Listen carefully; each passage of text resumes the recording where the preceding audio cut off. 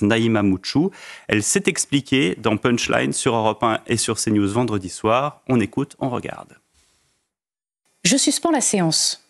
Je l'ai suspendu à plusieurs reprises, il y a eu des rappels au règlement. Je descends du perchoir et Manuel Bompard vient vers moi, m'interpelle et les yeux dans les yeux me dit à plusieurs reprises « Tu vas le payer.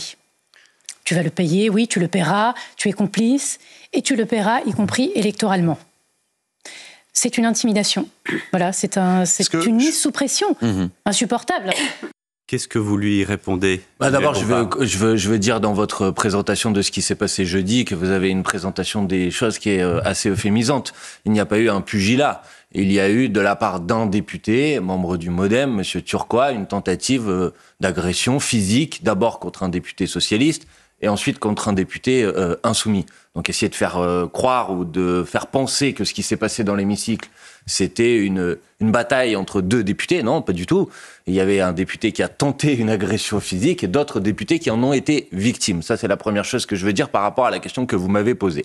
Quant à Madame Mouchou, que j'ai effectivement pu entendre sur votre plateau, je vous confirme effectivement lui avoir dit que sa participation au blocage organisé par les macronistes pour empêcher l'Assemblée nationale de voter sur la proposition de loi que nous avons déposée pour abroger la réforme des retraites, je vous confirme lui avoir dit qu'elle devrait rendre des comptes d'un point de vue électoral, effectivement, de son attitude. Vous avez dit, tu vas le payer. Non, je n'ai pas utilisé ce terme. Ça, effectivement, c'est un terme mensonger, y compris quand elle dit que j'aurais dit...